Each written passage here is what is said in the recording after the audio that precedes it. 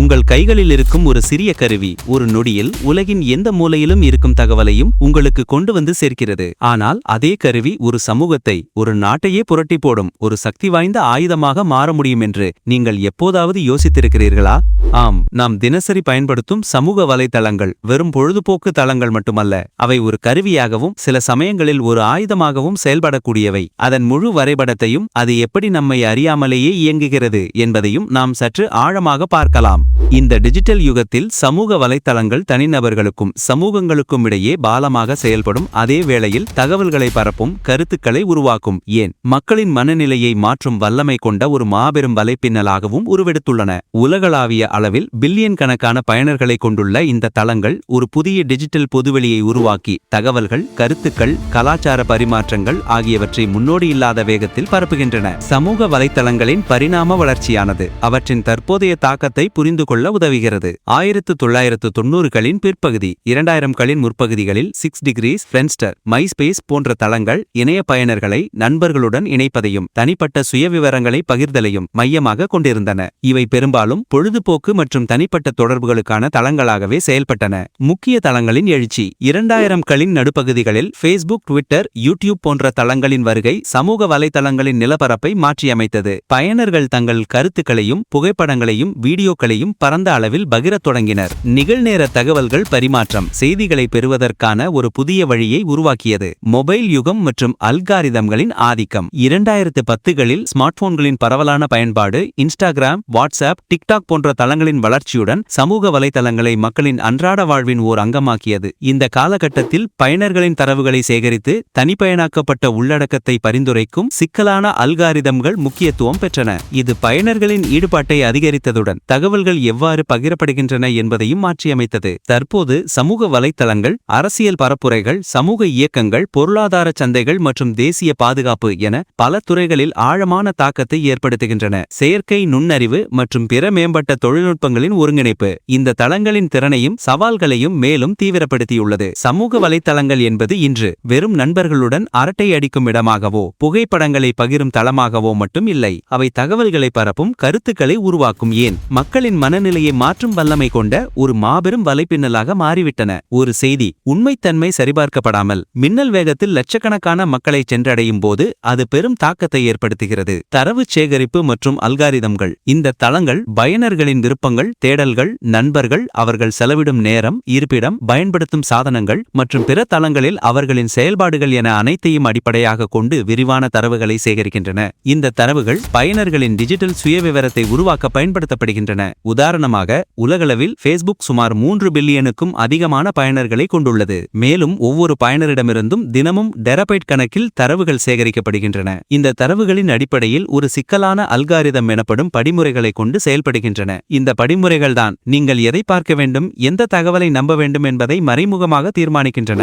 Eco chambers மற்றும் polarisation உதாரணமாக, ஒரு குறிப்பிட்ட அரசியல் கருத்தை நீங்கள் ஆதரிப்பவராக இருந்தால் உங்களுக்கு அதை பற்றிய செய்திகள், கட்டுரைகள், வீடியோக்கள் என அனைத்தும் தொடர்ந்து காட்டப்படும். இது ஒரு எக்கோ சேம்பர் எனப்படும் எதிரொலி அறை போன்ற சூழலை உருவாக்குகிறது. அதாவது உங்கள் கருத்தை ஒத்த கருத்துக்களை மட்டுமே நீங்கள் மீண்டும் மீண்டும் பார்ப்பதால் மற்ற கருத்துக்களை பற்றிய புரிதல் குறைந்து உங்கள் பார்வை மேலும் வலுப்பெறுகிறது. சமூக அறிவியல் ஆய்வுகள் சமூக வலைத்தளங்களில் உள்ள அல்காரிதம்கள் பயனர்களை ஒரே மாதிரியான கருத்துக்களுக்குள் அடைத்து மாறுபட்ட கண்ணோட்டங்களுக்கான வெளிப்பாட்டை குறைப்பதாக காட்டுகின்றன. இது பல்வேறு குழுக்களிடையே பிளவுகளை உருவாக்கி சமூகத்தில் துருவப்படுத்தலை அதிகரிக்கும். ஒரு பொய்யான தகவல் உண்மை போல சித்தரிக்கப்பட்டு உணர்ச்சிகளை தூண்டும் வகையில் பரப்பப்படும்போது அது ஒரு சமூகத்தின் சிந்தனையை திசை திருப்பும் அபாயம் உள்ளது. இது ஒரு போர்க்களத்தில் எதிரிக்கு எதிராக பயன்படுத்தப்படும் உளவியல் யுத்தம் போன்றது. தகவல் பரவல் மற்றும் தவறான தகவல்கள் சமூக வலைத்தளங்கள் தகவல்களை பரப்பும் வேகமும் அளவும் இணையற்றது. பாரம்பரிய ஊடகங்கள் பல மணி நேரம் அல்லது நாட்கள் எடுக்கும் ஒரு செய்தியை சமூக வலைத்தளங்கள் சில நொடிகளில் பில்லியன் கணக்கான பயனர்களை சென்றடைய செய்கின்றன. இந்த வேகமும் தகவல்களை சரிபார்க்கும் பொறுப்பு இல்லாததும் தவறான தகவல்கள் மற்றும் போலியான செய்திகள் பரவுவதற்கு உகந்த சூழலை உருவாக்குகின்றன. உதாரணமாக, ஒரு உணர்ச்சிபூர்வமான அல்லது அதிர்ச்சியூட்டும் தலைப்புச் செய்தி அதன் உண்மைத்தன்மையை ஆராயாமல் லட்சக்கணக்கானோரால் பகிரப்படலாம். 2018ஆம் ஆண்டு வெளியான ஒரு ஆய்வின்படி ட்விட்டரில் தவறான தகவல்கள் உண்மையான செய்திகளை விட 6 மடங்கு வேகமாக பரவுகின்றன. இத்தகைய தவறான தகவல்கள் பொது நம்பிக்கையை அரிக்கின்றன, சுகாதார நெருக்கடிகளை உருவாக்குகின்றன. உதாரணமாக, தடுப்பூசி பற்றிய தவறான தகவல்கள் மற்றும் ஜனநாயக செயல்முறைகளை மக்களை அச்சுறுத்துகின்றன. ஆனால் இவ்வளவு சக்தி வாய்ந்த இந்த தளங்கள் யார் கட்டுப்பாட்டில் இருக்கின்றன? ஒரு தனிநபரின் கருத்தாக தொடங்கும் ஒன்று எப்படி ஒரு சமூகத்தின் பொது கருத்தாக மாறி பெரும் மாற்றங்களை உருவாக்கும் ஆற்றலை பெறுகிறது? சமூக வலைத்தளங்களின் பயன்பாடுகள் மற்றும் உலகளாவிய தாக்கங்கள். சமூக வலைத்தளங்கள் அரசியல் பரப்புரைகளில், மக்கள் போராட்டங்களை ஒருங்கிணைப்பதில், பொருளாதார சந்தைகளில் செல்வாக்கு செலுத்துவதில் என பல வழிகளில் பயன்படுத்தப்படுகின்றன. அரபு வசந்தம் 2010, 2012. எகிப்து, துனிசியா போன்ற நாடுகளில் நடந்த மக்கள் புரட்சிகளை ஒருங்கிணைப்பதில் ஃபேஸ்புக் மற்றும் ட்விட்டர் முக்கிய பங்காற்றின.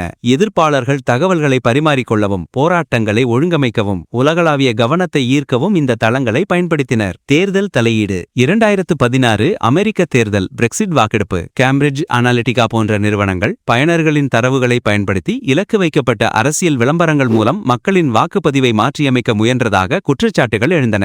ரஷ்யா போன்ற நாடுகள் சமூக வலைத்தளங்கள் மூலம் தவறான தகவல்களை பரப்பி அமெரிக்க தேர்தல்களில் தலையிட முயன்றதாக அமெரிக்க உளவுத்துறை அறிக்கைகள் குறிப்பிட்டன. ஒரு குறிப்பிட்ட நிறுவனத்தின் நற்பெயரை கெடுப்பதற்கோ, ஒரு நாட்டின் தேர்தலின் முடிவுகளை மாற்றியமைப்பதற்கோ அல்லது ஒரு சமூகத்தில் பதற்றத்தை உருவாக்குவதற்கோ இவை ஒரு கருவியாக பயன்படுத்தப்பட்ட சம்பவங்கள் உலக அளவில் பல உள்ளன. Black lives matter, me too இந்த இயக்கங்கள் சமூக வலைத்தளங்கள் மூலம் உலகளாவிய கவனத்தை பெற்றன. பாதிக்கப்பட்டவர்கள் தங்கள் கதைகளை பகிரவும், ஆதரவை திரட்டவும், சமூக மாற்றத்திற்கான கோரிக்கைகளை முன்வைக்கவும் இந்த தளங்கள் ஒரு தளமாக செயல்பட்டன. ஹாங்காங் போராட்டங்கள் 2019, 2020. எதிர்ப்பாளர்கள் தங்கள் போராட்டங்களை ஒருங்கிணைக்கவும், காவல்துறையின் நடவடிக்கைகளை பதிவு செய்யவும், வெளி உலகிற்கு தகவல்களை அனுப்பவும் சமூக வலைத்தளங்களை திறம்பட பயன்படுத்தினர். சமூக வலைத்தளங்கள் நிறுவனங்களுக்கு தங்கள் தயாரிப்புகளை விளம்பரப்படுத்தவும், வாடிக்கையாளர்களுடன் நேரடியாக தொடர்பு கொள்ளவும் ஒரு சக்தி வாய்ந்த தளத்தை வழங்குகின்றன.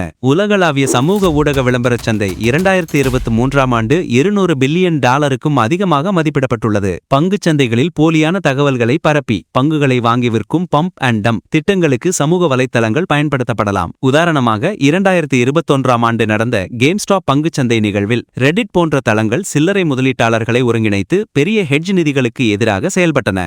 தேசிய பாதுகாப்பு மற்றும் உளவியல் போர். பல நாடுகள் சமூக வலைத்தளங்களை உளவியல் போருக்கான ஒரு கருவியாக பயன்படுத்துகின்றன.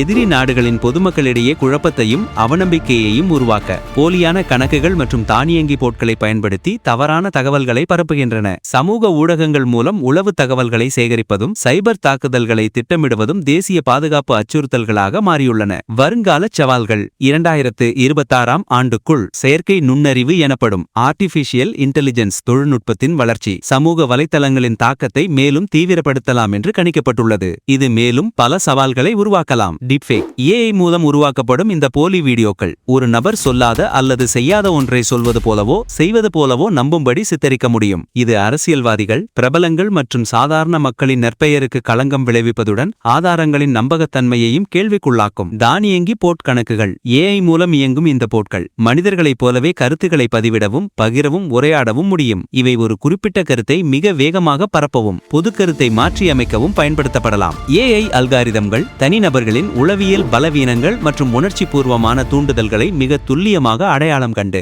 அவர்களுக்கு ஏற்றவாறு தகவல்களை வடிவமைத்து வழங்க முடியும். இது தனிநபர் அளவிலான உளவியல் கையாளுதலுக்கு வழிவகுக்கும். சாட் ஜிபிடி போன்ற உருவாக்கும் ஏஐ மாதிரிகள் நம்பத்தகுந்த போலியான கட்டுரைகள், அறிக்கைகள் மற்றும் செய்திகளை மிக எளிதாக உருவாக்க முடியும். இது உண்மைக்கும் பொய்க்கும் இடையிலான கோட்டை மேலும் மங்கலாக்கும். இந்த தொழில்நுட்பங்கள் ஒரு செய்தியின் நம்பகத்தன்மையை மேலும் கேள்விக்குள்ளாக்கி மக்களை எளிதில் திசை திருப்பும் வாய்ப்பை அதிகரிக்கலாம். உலகளாவிய தொழில்நுட்ப மற்றும் பாதுகாப்பு நிறுவனங்கள் இந்த அச்சுறுத்தல்களை எதிர்கொள்வதற்கான வழிகளை ஆராய்ந்து வருகின்றன. பொறுப்புடன் செயல்படுவதன் அவசியம். ஆகவே சமூக வலைத்தளங்களை நாம் எப்படி பயன்படுத்துகிறோம் என்பது மிகவும் முக்கியம். வரும் காலங்களில் டிஜிட்டல் கல்வியறிவு எனப்படும் எண்ம அறிவுத்திறன், அதாவது ஒரு தகவலின் உண்மைத்தன்மையை ஆராய்ந்து புரிந்து கொள்ளும் திறன் மிக அத்தியாவசியமான ஒரு திறமையாக மாறும். நாம் பார்க்கும், கேட்கும் ஒவ்வொரு தகவலையும் உடனடியாக நம்பாமல் கேள்வி கேட்டு வெவ்வேறு ஆதாரங்களில் சரிபார்க்கும் பழக்கத்தை வளர்த்து கொள்ள வேண்டும். உதாரணமாக, ஒரு செய்தியை பகிரும் முன் அதன் மூலத்தை சரிபார்க்க வேண்டும், செய்தி வெளியான தேதியை பார்க்க வேண்டும் மற்றும் மற்ற நம்பகமான ஊடகங்களில் அதே செய்தி உள்ளதா என்று தேட வேண்டும். சமூக வலைத்தளங்கள் ஒரு சக்தி வாய்ந்த கருவி என்பதில் சந்தேகமில்லை. அது ஆக்கபூர்வமான மாற்றங்களுக்கு பயன்படுத்தப்படலாம் அல்லது அழிவுகரமான விளைவுகளை ஏற்படுத்தலாம். அதன் பயன்பாடு நம் கைகளில்தான் உள்ளது. எனவே விழிப்புணர்வுடன் இருப்பதும் பொறுப்புடன் செயல்படுவதும் இன்றைய டிஜிட்டல் உலகில் நம் ஒவ்வொருவரின் கடமையாகும். தளங்களை உருவாக்குபவர்கள், அரசாங்கங்கள் மற்றும் தனிநபர்கள் என அனைவரும் ஒன்றிணைந்து இந்த டிஜிட்டல் யுகத்தில் தகவல்களின் நேர்மையையும் சமூகத்தின் நல்லிணக்கத்தையும் பாதுகாக்க வேண்டியது காலத்தின் கட்டாயமாகும்.